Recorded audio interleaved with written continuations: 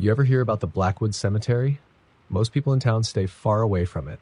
Some say it's cursed, others say something unnatural lives there. I didn't believe in any of that until I went there myself.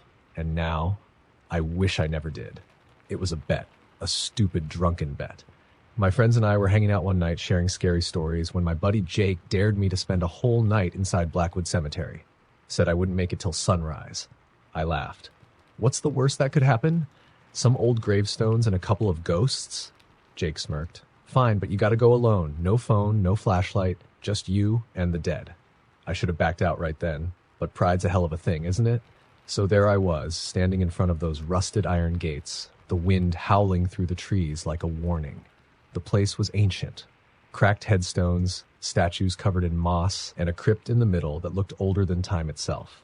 The moon barely lit the place, and shadows stretched long and hungry across the ground.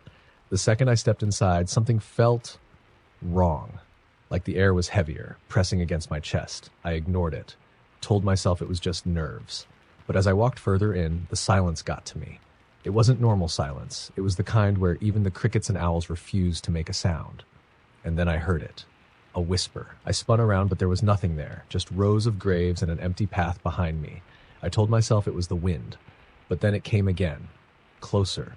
A soft, raspy voice whispering my name. My blood turned to ice. Who's there? I called out. No answer. Just the rustling of dead leaves. I tried to laugh it off, but my voice shook. Nice try, Jake. I know you're messing with me. Nothing. I kept walking, heart pounding in my chest. The deeper I went, the colder it got. My breath came out in white puffs, even though it was the middle of summer. And then I saw it. A shadow. Not a normal shadow. This thing moved on its own. It slithered between the tombstones, stretching, shifting. It was watching me. I backed up. My foot hit a loose stone and I nearly fell. When I looked up again, the shadow was gone. I turned in circles, my pulse hammering in my ears. This isn't funny anymore, I whispered. That's when I heard the laughter. A child's giggle. High-pitched, hollow, echoing from everywhere and nowhere at once. I ran. I don't even remember which way I went, but I ran until my lungs burned. I stopped near an old mausoleum, trying to catch my breath, and then, deep breath, deep breath. I felt it.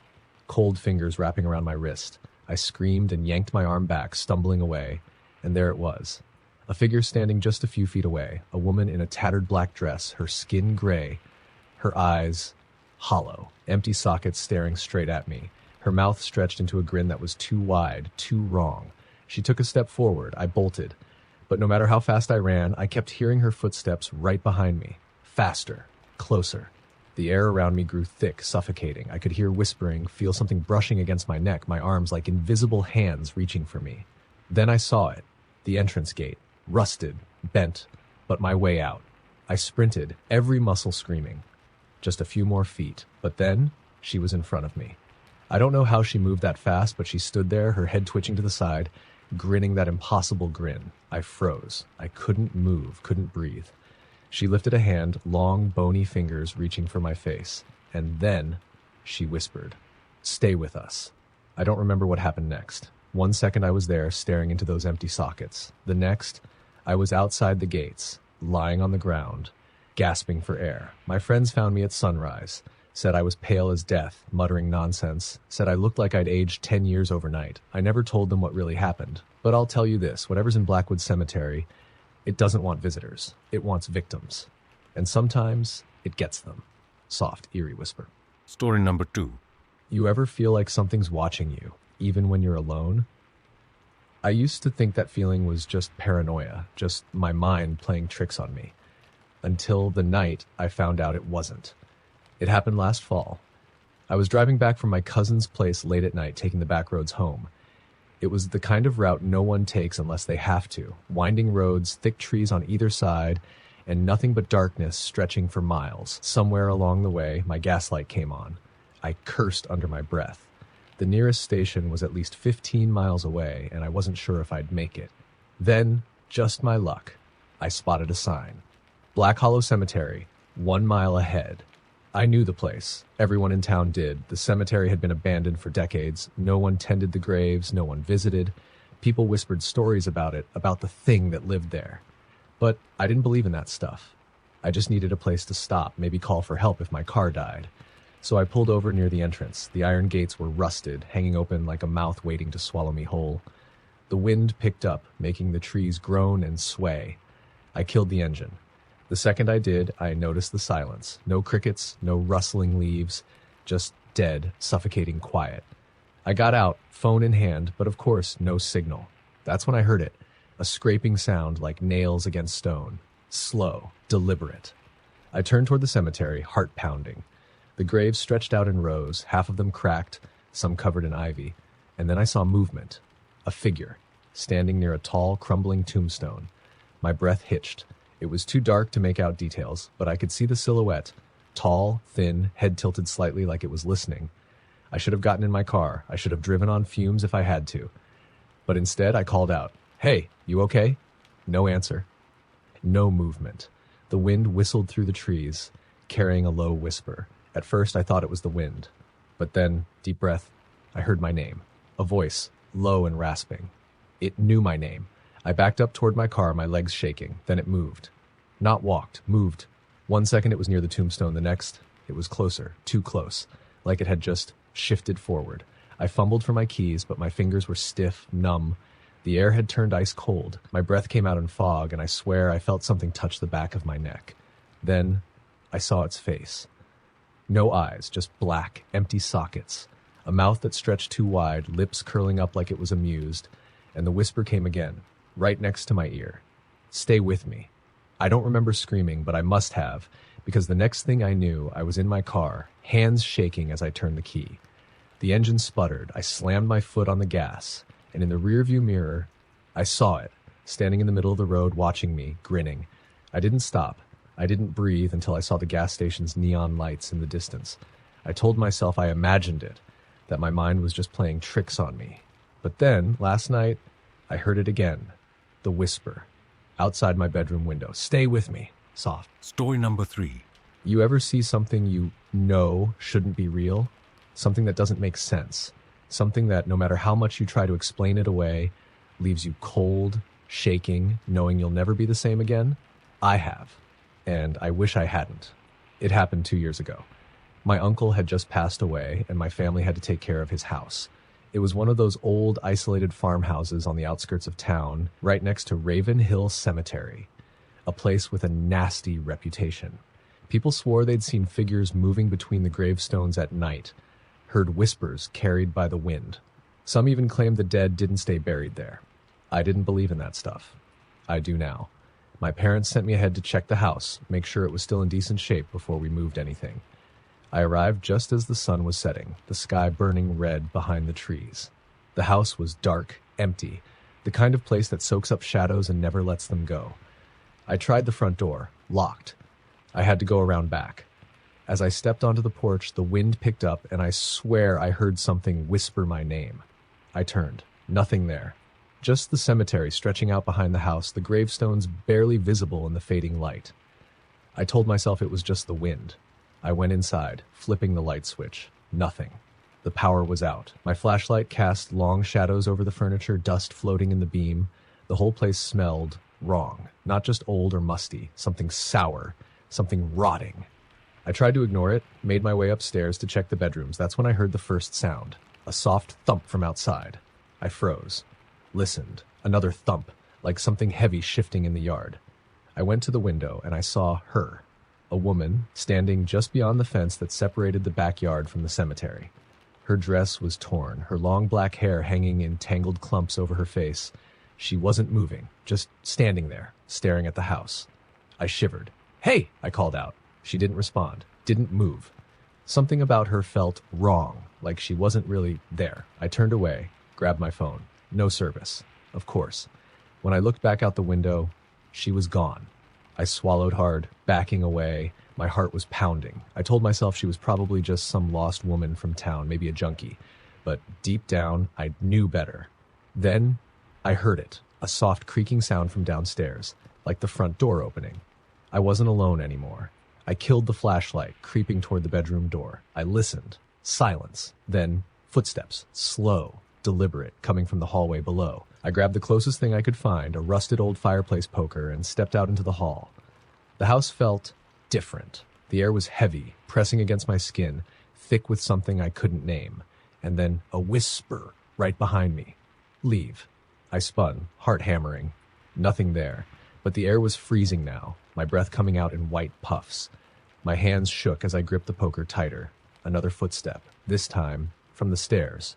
Slowly, so slowly, I turned toward them, and she was there. Not at the bottom, not halfway up. Right in front of me. I didn't even see her move. 1 second, she wasn't there. The next, she was inches from my face. Her eyes were gone, just empty sockets, black as the void, staring into me. Her mouth was stretched too wide, lips splitting as she grinned. Then, she reached for me. I screamed and bolted, nearly falling down the stairs. I don't even remember running through the house, but somehow I made it outside. The second my feet hit the dirt, the door slammed shut behind me. I turned, gasping for breath. The house was dark. Still. But in the upstairs window, she was there, watching me. Smiling, I ran. I don't even remember getting in my car. Don't remember driving. Just the feeling of something watching me the whole way home. The next day, my parents asked why I never went back to help clear the house. I told them the truth. They didn't believe me. No one ever does. But I swear to you, whatever's in that house, whatever came from that cemetery, it wasn't human. And it's still there, waiting. Story number 4. Have you ever felt something watching you? Not just a weird feeling, not just paranoia. Really felt it? Like eyes boring into you, something standing just outside your vision, waiting? I have. And I barely made it out alive. This happened when I was 17.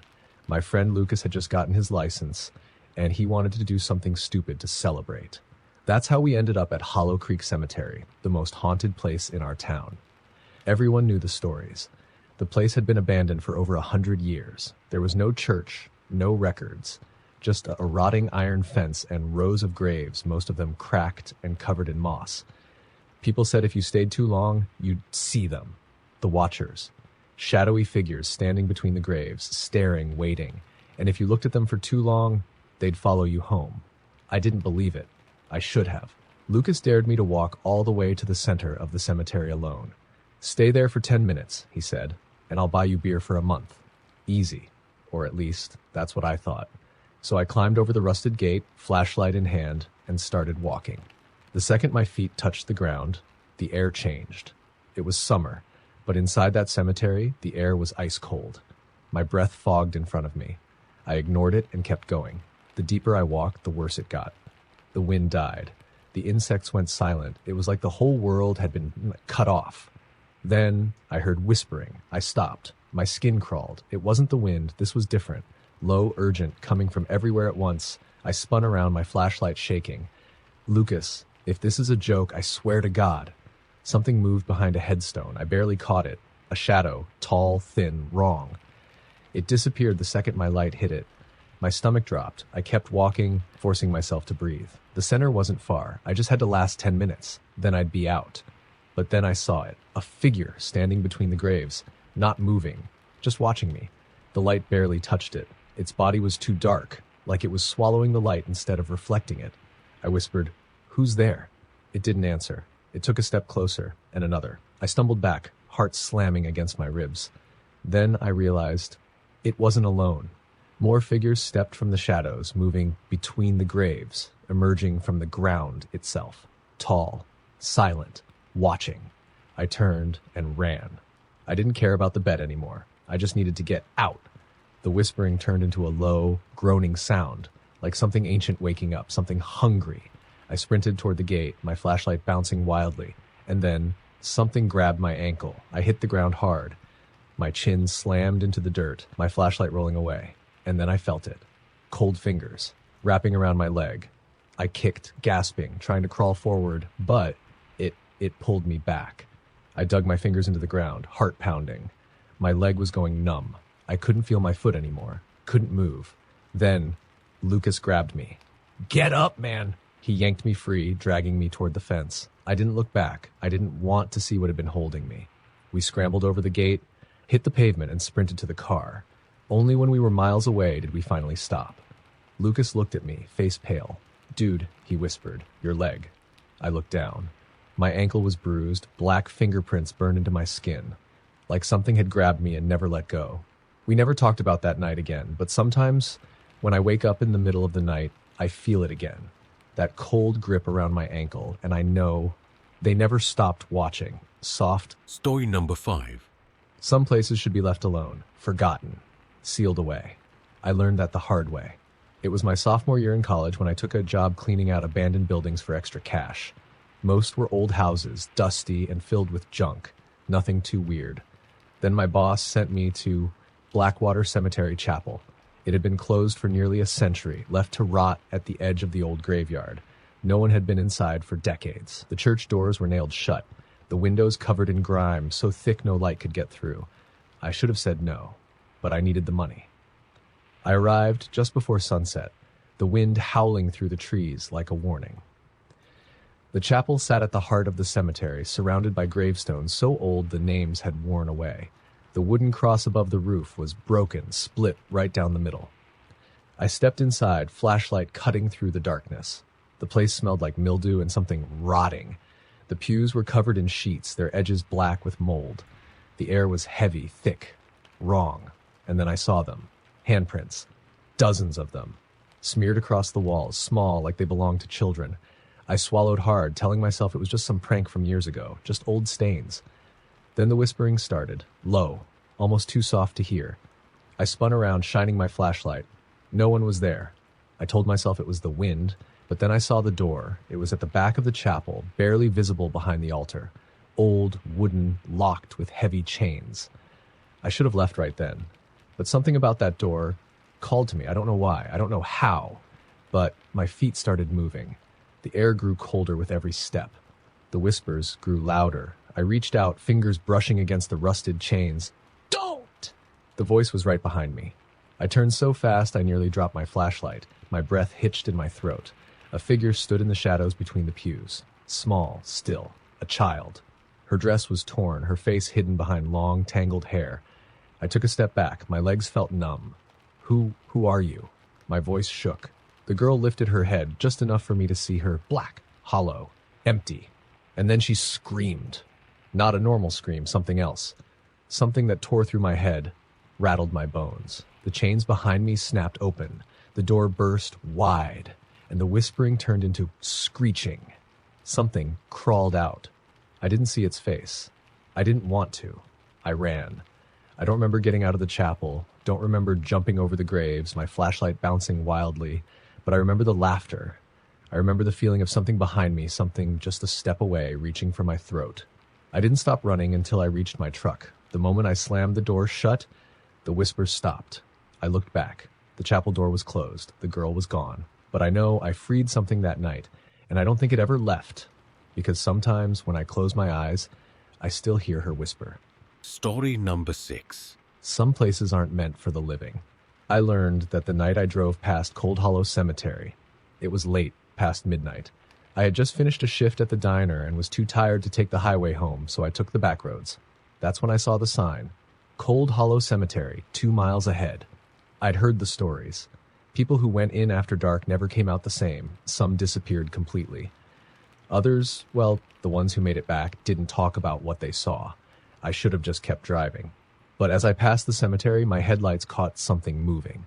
A figure just beyond the rusted gates. I barely saw it, a shadow, tall and thin, standing among the graves. Then it was gone. I slammed the brakes. My heart pounded. I told myself it was just a trick of the light, but something inside me, some stupid, morbid curiosity, made me stop, made me go inside. The gate groaned as I pushed it open. The air was thick, heavy, wrong. The moment I stepped in, the night went silent. No crickets, no wind, just nothing. I clicked on my flashlight, sweeping it over the graves. Most of the headstones were crumbling, names erased by time. Others had deep claw marks in the stone. That's when I saw them. Footprints, leading from an open grave. My stomach twisted. The dirt around the hole was fresh, like it had been dug up recently. But there was no shovel, no equipment. Just the prints, leading toward the trees. And then I heard it. A voice. It was faint, distant, a woman's voice coming from the dark. I swallowed hard. Hello? No answer. Just the whispering wind. I should have left, but I took a step forward, then another. The voice came again, closer this time. Please, help me. I followed the footprints, flashlight shaking in my grip. The trees loomed overhead, their twisted branches like fingers reaching for me. Then I saw her, a woman standing just ahead, half hidden by the trees. Her dress was soaked, clinging to her like she just crawled out of a lake. Her long black hair hung over her face. Something about her was off. Her body was too still, too stiff, like she wasn't breathing. Then she twitched. Her head snapped up, and I finally saw her face. Her eyes were black, hollow, dead. And then she smiled. Her lips split too wide, stretching up to her ears. I stepped back. My breath hitched. The footprints, they weren't leading away from the grave. They were leading back to it. I turned to run, and that's when she lunged. I felt her fingers graze my arm, ice cold and stiff like a corpse. I bolted. My legs barely worked, my pulse hammering in my ears. The cemetery blurred around me, the graves, the trees, the shifting shadows. But I could hear her behind me, whispering, laughing. I reached the gate, nearly tripping over myself. The second I crossed it, the night came back to life. Crickets chirped, wind rustled the leaves. I turned. The woman was gone. But the grave, the one with the footprints, it was closed again, like nothing had ever climbed out of it. I never told anyone what happened that night, but sometimes when I drive past that cemetery, I see footprints in the dirt, leading out, and I know she's still waiting. For someone like me, for someone like you.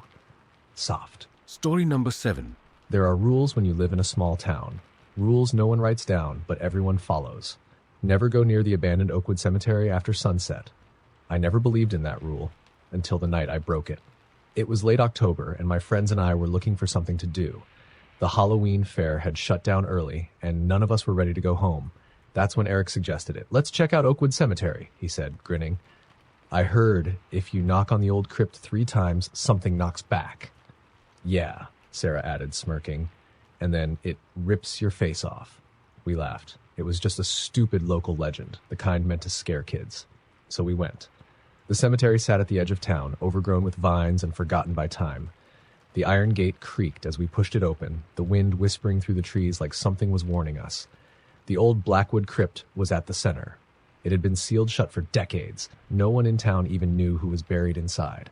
Eric walked up first, knocking 3 times on the heavy stone door. We held our breath. Nothing. He laughed. "See? Just a dumb story. Bang! Something knocked back." We froze. The air turned ice cold. My breath fogged in front of me. Then the crypt door moved. Just an inch. Just enough for the darkness inside to breathe. Eric stumbled back. "No way." Sarah grabbed my arm. "Let's go. Now." I nodded. We turned and saw the graves were open. Not all of them, just some, the ones closest to the crypt, and something was standing among them. A shadow, tall, twisted, too thin to be human, its head tilted as if listening. Then it took a step toward us. That broke the spell. We ran. Sarah screamed as she tripped, hands scraping against the broken tombstones. I grabbed her, yanking her to her feet. The thing was closer now. Its arms, they were too long. Fingers stretching, reaching. Eric reached the gate first, practically throwing himself over it. Sarah and I followed, slamming it shut behind us. The second the lock clicked, the figure stopped. Just inches away. It stood there, motionless, watching. Then it smiled. A slow, impossible grin that stretched across its face, wider than any human mouth should be able to. Then it whispered. We couldn't hear the words, but we felt them. Inside our heads, inside our bones. And then it vanished. We never spoke about that night again, but a week later, Eric stopped coming to school. His parents said he was sick. A few days after that, Sarah left town. She never told me why. And last night, I heard something knock on my window 3 times. Soft, eerie whisper. Story number 8. I don't go near cemeteries anymore. Not after what happened at Hollow Pine Cemetery. This isn't just a ghost story. This isn't something I made up to scare you. This is what really happened. And if you're smart, you'll listen. It started with a dare. My cousin Danny was back in town, and we were looking for something to do. That's when he brought up Hollow Pines. "You ever been?" he asked, smirking. "Of course not," I said. "No one goes there after dark." "Exactly," he leaned in. "They say if you stand on the oldest grave at midnight, you'll hear whispers from the other side." I laughed. "You actually believe that? Bet you won't try it." I should have said no, but I didn't. We got to the cemetery just before midnight. It was deep in the woods, miles from the nearest house. The iron gate was half broken, rusted open just enough for us to slip through. The second we stepped inside, the air changed. It was dead silent. No crickets, no wind, no nothing. The graves were old, their stones cracked and crumbling. Some had deep claw marks running down the sides, like something had tried to crawl out. I told myself it was just my imagination. We found the oldest grave near the center, a massive weathered tombstone covered in vines. The name had been worn away by time, leaving only the year, 1713. Danny pulled out his phone. 2 minutes to midnight, he said. You ready? I nodded, stepping onto the grave. The moment my foot touched the stone, something whispered my name. I froze. My skin crawled. Danny laughed. Dude, don't freak yourself out. Then he stopped laughing. His face went pale. His eyes widened. I turned, and I saw them. Figures, shadowy, half-formed, rising from the graves around us, not walking, floating. Their eyes were empty pits. Their mouths moved, but no sound came out. Then, as one, they turned toward me.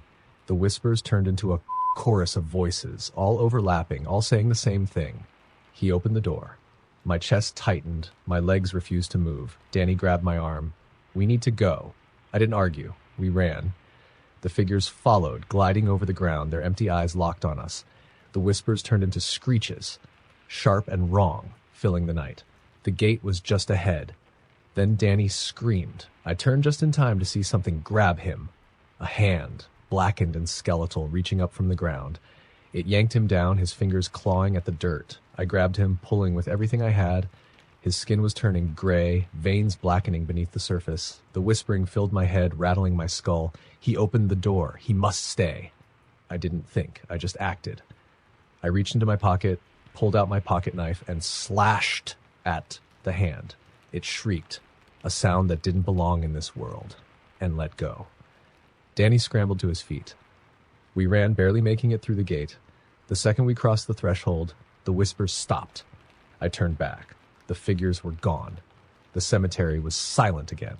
Danny left town the next day. He won't talk to me, won't answer my calls, but I know he's still haunted by it, because I am, too. Every night when the clock strikes midnight, I hear them, whispering, waiting for me to come back. Story number 9. There's something wrong with the cemetery on Ridgeway Road. People don't talk about it. They avoid it. And after what happened to me, I understand why. It was a few weeks before Halloween when my friend Mark dared me to go inside. I'll give you $50 if you stay in there for an hour, he said, smirking. I rolled my eyes. That's it? But the truth was, I didn't want to go. No one did. The cemetery had a reputation, a bad one. Yet people who went in after dark saw things, heard things. Some never came out at all. But I wasn't about to back down. I grabbed my flashlight, climbed over the rusted gate, and started walking. The air inside was wrong. It smelled like old earth and something rotting. The graves were cracked and tilted, barely holding together. Some looked dug up. I told myself it was just age, just time. Then I saw the mausoleum. It sat in the farthest corner, hidden behind dead trees. The stone door was slightly open, like someone had been inside. A cold wave of dread crawled up my spine. Then I heard a whisper low, right behind me. I spun around, flashlight shaking. No one was there. The trees didn't move. The air was too still. I swallowed hard. My heart pounded against my ribs. Then I heard it again. This time, from inside the mausoleum. I should have left, but something pulled me forward. The stone door groaned as I pushed it open. My flashlight flickered as the light hit the inside. The walls were covered in claw marks, deep, jagged, desperate. The whispering got louder. Then something moved in the dark. I couldn't breathe. The light barely touched it. Something thin, tall, crouched in the corner. It wasn't human. Its limbs were too long, its head tilted too far. And then it smiled, a grin that stretched too wide, revealing too many teeth. And in a voice that whispered my name, I ran.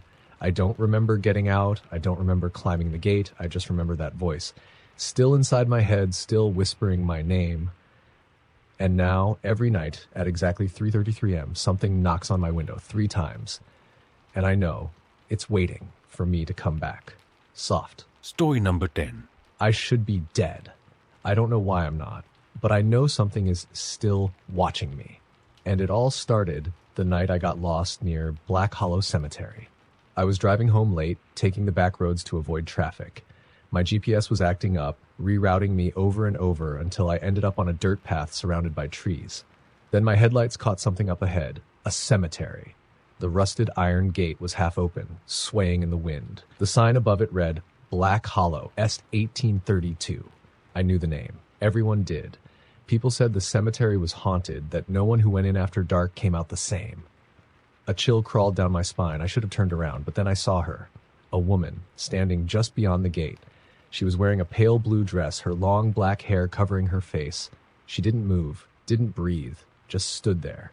My pulse thundered. I blinked, and she was closer. I slammed the car into reverse, tires spinning against the dirt. My heart pounded as I hit the gas, but my car wouldn't move, like something was holding it down. And then slowly, the woman lifted her head. Her face, it wasn't a face at all. Just empty skin, like her eyes, nose, and mouth had been erased. And then she screamed. The sound shattered the night, high-pitched like a dying animal. My windows cracked from the force. My vision blurred. My skull felt like it was splitting open. Then, just as suddenly as it started, the screaming stopped. I gasped for air, head pounding, vision swimming, and then I saw her handprint on my window. A black stain burned into the glass. I don't remember getting home. I don't remember the drive. But now, every night at exactly 3:03 a.m., I hear knocking on my window. 3 slow taps. And when I check the glass, the handprint is still there. No matter how many times I try to clean it, I know what she wants. She's waiting for me to come back. And one of these nights, I don't think I'll be able to stop myself.